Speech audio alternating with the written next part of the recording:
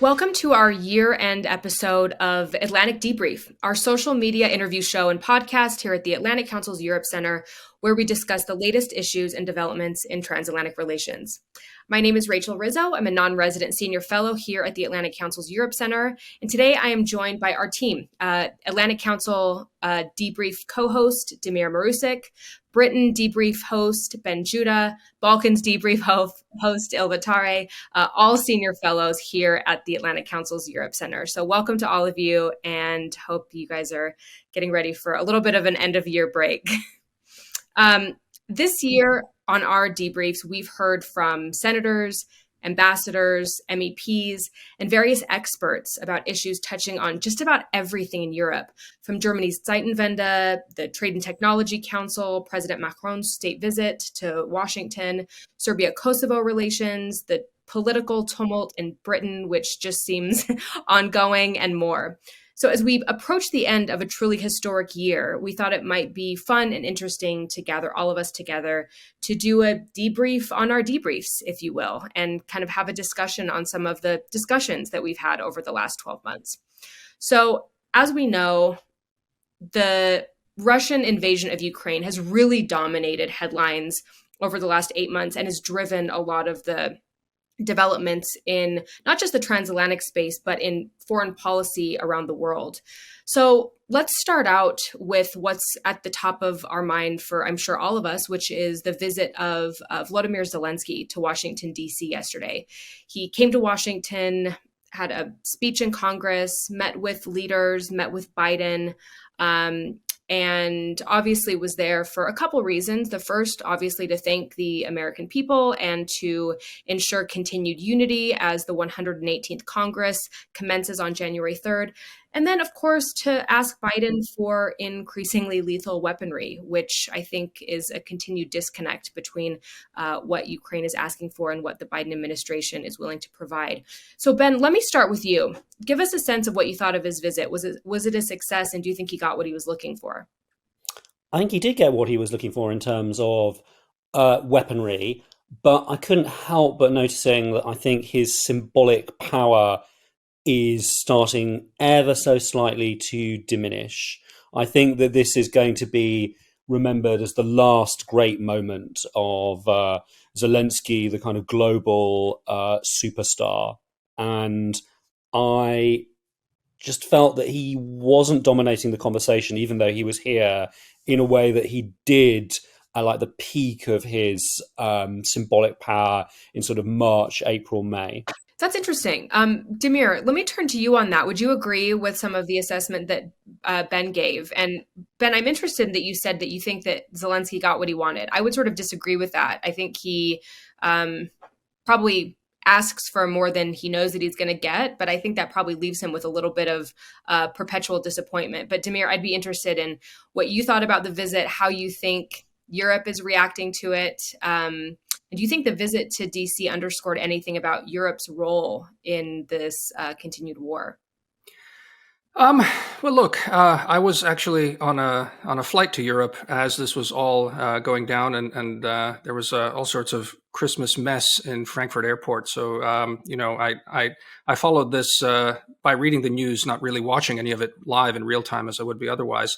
I saw that the Europeans were, there were some voices coming up that they were frustrated that all this attention was being lavished on the United States. What about Europe? What about us?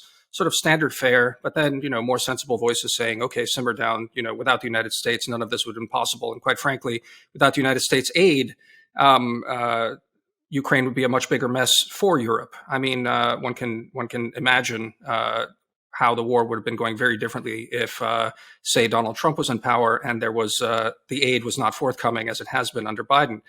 That said, I don't know about whether he's gotten everything that he asked for. I think I agree with you, Rach, but the reality is I do agree with Ben about the sort of waning power of Zelenskyy. Looking at it again, sort of through the news and watching the coverage, it did feel like he was, trying to shore up support, on a bipartisan basis. A lot of polls are coming out now in the United States that a lot of the sort of lack of consistency between the parties. Uneducated white voters, I saw in a recent poll, are more and more concerned that Biden is not doing a good job, that too much money is going to Ukraine, the rest of it.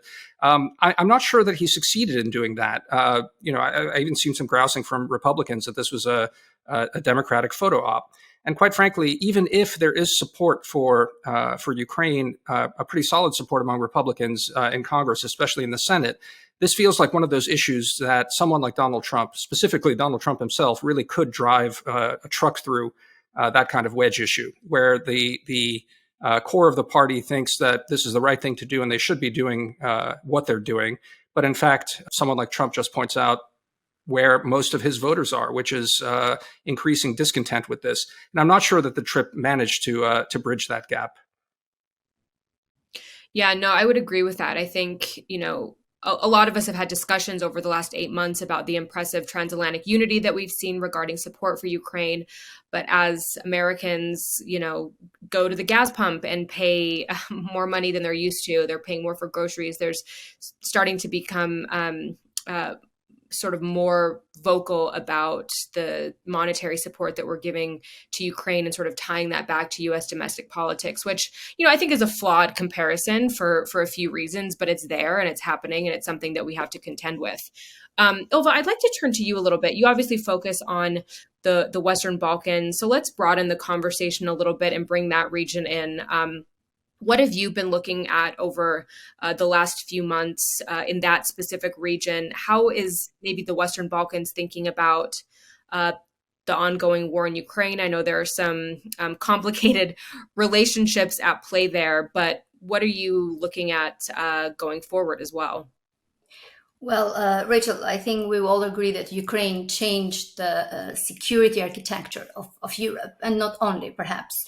So obviously, Zelensky's visit in DC was important for the Western Balkans, but I didn't see any major coverage in the online media that I checked before starting this conversation, which is interesting because the Western Balkans are, I would say, the first beneficiary, if I can call them this way, in terms of shaking the European Union and starting moving towards a faster EU integration. We have this year, finally, the negotiations started with Albania, and they are on the way to start with North Macedonia, and Bosnia got the candidate country status.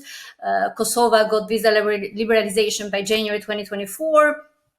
So although the process, the enlargement process, has been stalled for a long time, and even these little steps that I mentioned may not be a huge impact for the region right now, they have the message that the European Union sent, especially after February 24th and Ukraine, are important for the region, have been seen as as I mentioned, the security architecture, very important one. But I want to say something about Zelensky's speech, and I don't know, probably I would like to share, to know the opinion of Ben and Damir. He mentioned several times Russia's war. I don't know if this was a choice of his speechwriter or his own choice, but he didn't say Putin's war. And is there common acceptance that this is a Russian war in Ukraine or internationally? But I am curious, actually, who writes his speeches. He tried to deliver in an emotional way, and he achieved that. He's getting home with Patriot missiles and almost 2 billion in new aid that he got. And also he was compared to the UK Prime Minister Winston Churchill when he had the speech in front of the members of Congress during the Second World War in 1941. So I don't know. I saw that especially the message of a Russian war as not only going against Putin, but going against Russian people too. Ben, can you hop in on that? I think that's a really interesting question. That's an interesting choice of language that I think has shifted over the last few months. I've also noticed this, where at the beginning it was Putin's war, and then maybe as it became clear that perhaps there isn't as much pushback against this war in Russia as we might have thought there would be or was. Has that changed the language a little bit on how the Ukrainians and Zelenskyy speak about it? Or what are your thoughts on that? Is that a sort of a rhetorical? I think the reason that they've decided to use that language is that it's important part of their strategy to sustain sanctions over the long term, as it becomes more and more evident that normal middle class Russians, or so-called, are suffering from the economic pain. And I think that's feeding into that. That does start to put a bit of difference between them and the rhetoric that comes out of different sections of the United States or the UK, and especially kind of Germany and France. That's interesting. Hey, Damir, I'd like to turn to you a little bit. We've done a few trips together this year, one of which was to Germany. Had a lot of conversations about the Zeitwende, or historical turning point, something that Chancellor Scholz announced just days after Russia's invasion, that was supposed to bring in a new era of German foreign policy, German defense policy, a new era of how Germany thinks of itself as a player both in the EU and on the global stage. How do you think that Zeitwende is progressing? Well, look, it's a difficult question to, I think, objectively answer. It's clearly not going as well as people would have hoped listening to the speech when it was initially given. But without wanting to really be an apologist for Germany, I'm going to do it anyway. I mean, I think it's a huge change that needs to happen, both institutionally as well as mentally. I mean, some of the polls show that the German people are ahead of the government. They want the government to do more. It's difficult for me to judge these polls. I don't speak German. I don't live there, so it's hard for me to tell what the actual sentiment in Germany is, but let's assume that the polls are right and that the people want more than they're getting from the government. The other story that happened the last week, which is just as telling for where Germany is the failure of the majority of their tanks during an exercise, really throwing a wrench into the optics of NATO being ready to repel any kind of serious invasion from Russia. I think that just speaks to the fact that Germany really hasn't been taking anything very seriously when it comes to defense, and there's a lot of work that needs to be done. Should Germany be doing more for Ukraine? Should they be putting more weapons into the war? Look, I've written about this too. I'm skeptical that they're getting that much pressure from Washington, quite frankly. That's a difficult thing to prove, but it's a sense I got, quite frankly, during our trip to Berlin. I don't know if you agree, Rachel. You're much more of a Germany specialist, but it seems to me that Germany has a lot of work to do. It may be taking its time, but these things do take time. So you're not going to see some kind of massive overnight transformation, even perhaps next year. But I think changes are visible and they're happening. So let's just watch that space. Yeah, I think you're right. And the point you made about the Germans not getting a lot of pressure from Washington, I think that's totally right. I think that the administration places a premium on repairing and ensuring a strong U.S.-Germany relationship. And I think that if they were to pressure the Germans to, say, send more tanks to Ukraine, which is obviously a massive debate in Berlin right now and has been for months, I think that could risk sort of fracturing an already tenuous relationship that the Biden administration inherited from Trump. So I don't think we should expect a lot of pressure to come down from the Biden administration to Scholz and his government. Ben, turning to you again, this has been sort of a crazy year in British politics as well. How do you see Britain's role in the world evolving over the next year? What kind of conversations have been most interesting to you in the UK space over the last few months, and what are you looking at? Well, I think the big question for Britain in 2023 is the UK has made 4 major promises, essentially, internationally. There's the Future Fighter project in the air with Italy and Japan for a next generation fighter jet. There's the promise to kind of modernize our nuclear weapons stocks and our nuclear submarines. There's AUKUS, which is implicitly a promise to invest more in high-end technology and in nuclear submarines. And then there's our ongoing commitments to NATO and for the defense of the continent in the face of ongoing and future Russian aggression. And really, simply put, a country that is getting poorer in relative terms, especially compared to the United States and Germany, that's really struggled to grow since the effects of Brexit really started to bite, is not going to be able to do that, only spending 2% of its GDP on defence. So there's a crunch coming now for Rishi Sunak, who's brought a lot of calm back to Britain's international face and a more kind of reassuring message. He's been going on a tour around Europe and enjoying really something of a honeymoon period there, trying to show that the sort of modest and steady, reliable Britain is back.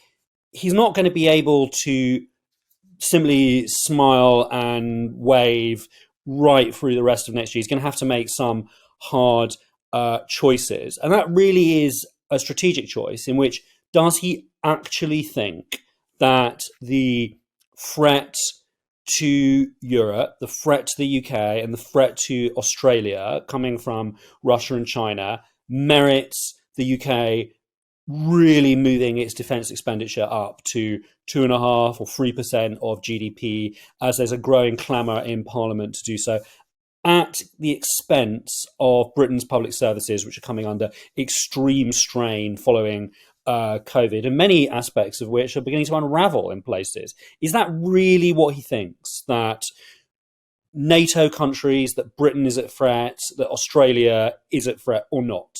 In which case, other countries should pick up the slack, and Britain should be maybe more like Germany, putting more of that money into renovating its economy for a kind of challenging era. I don't know, maybe Ben, you can confirm it. I think, if I'm not mistaken, a latest surveys showed that people who were asked about if they would vote against Brexit, they said yes, even though the impact is now visible in UK. Is that correct? It's unclear looking at the polls. There are polls that suggest a growing number of people reject Brexit. There are polls that suggest that if a referendum was held again into some circumstances, that people would, that in the original referendum, people would have voted to remain. And there are other polls that suggest that if you were inviting people to have a referendum to rejoin the European Union, which is, of course, to reignite the whole controversy and the whole divisions in British politics, they might vote no. The percentage of people who regret Brexit and who would like to have a closer relationship to the European Union is just below a threshold where it's going to become politically significant. I think that the economy is not going to get any better next year. I think the lasting consequences of Brexit as far as trade and the City of London and other British manufacturing are only going to get worse. And I think we will start to see that question become important again next year. But I don't think it's going to be a debate around whether or not we should rejoin the European Union at this stage. I think it's going to be a debate about what kind of compromises are we willing to make in terms of following EU law. Is it simply signing in to follow certain packages that might make it easier to trade with certain sectors? Or is it maybe if the Labour Party comes to power in the next election, that will reignite a debate over whether or not we should join the customs union with the EU. Okay, so we have a few minutes left, and I want to do a quick round robin. I want to know what your most interesting debrief conversation was that you had this year. And Ilva, I want to start with you. What was the most interesting conversation you had? Who was it with, and why? Well, first, instinct is to say all of them, but no. Oh, yeah. All fascinating. Well, to be honest, if I think closer to your question is, I think it's the first conversation that I had in May with Gerhard Knaus, because of his proposals, and bold proposals, I would say, and his directness, like not too many words or the Brussels language in general. He was more direct. His proposals are direct. Two-stage accession. He proposes to have this EU economy market, to join that one, the Western Balkans, and then they can become a full member if that is to happen. So I think that was the most concrete, and somehow it followed in the other debriefs that I had with other guests, the same discussion and questions, if that's going to happen and how, and if it's possible to implement it. So yeah, the first one. So I don't know what that says about the debriefs. No, it says that you picked it off on the right foot. Same question to you. I'm sitting here in Zagreb right now, and it's really warm. It's really, really warm. I just went for a walk, had a very light, autumn jacket on. And I thought back to the interview that we did for Atlantic Debrief with Natalie Tocci, where it was still not quite clear what the energy situation in Europe would look like this winter.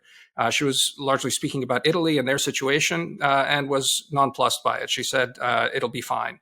And quite frankly, for even broader structural reasons, she was quite right. It was a really good interview. I think it was very, very salient and very prescient in a lot of ways.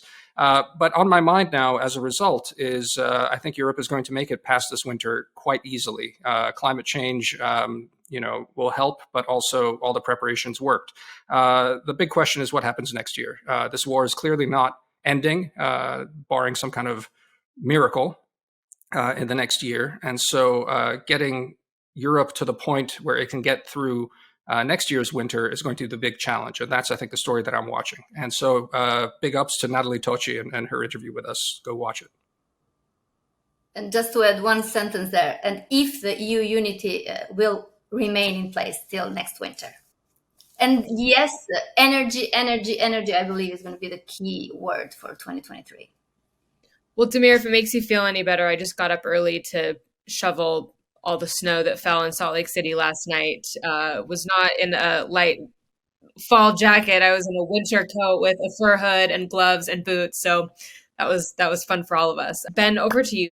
I really, just following on that kind of theme of energy, I really enjoyed the debrief I did with Dr. Helen Thompson of the University of Cambridge about the historical origins of the current European energy crisis, and particularly the central idea that came out of that for me, which is it's not an accident that Europe was able to build kind of great empires when it was the coal age, when Britain, France, and Germany all have enormous deposits of coal. And if you look at a historical map of the coaling stations of the British Empire going around Africa and through the Suez Canal to Hong Kong, that gives a kind of an illustration of the power of energy. And that Europe really, since the 1950s, and first perceived by Churchill as early as the 30s, has been in a form of permanent Suez crisis, because unlike the kind of North American continent or the various empires that have been administered from Moscow,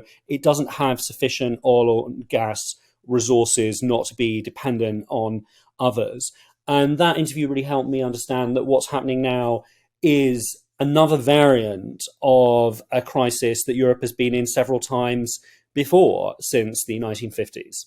Well, we clearly have our work cut out for us in 2023, and I'm really looking forward to a lot more of these conversations and interviews and work at the Atlantic Council's Europe Center on some of the most salient topics facing the transatlantic partners today. So with that, Damir, Ben, Ilva, it's such a pleasure to be with you today and to work with you and to follow your work. And I'm really thrilled about where our team is going in 2023, and hope you all have a wonderful holiday season, and we will see you in the new year. And for those people watching, you can watch all of these interviews, Balkans Debrief, Britain Debrief, Atlantic Debrief on the Atlantic Council's YouTube channel. So all of the conversations that we mentioned today are there for your viewing and listening pleasure. So with that, thank you all, and we'll see you in 2023. Thanks. And happy holidays from a freezing DC. Yeah.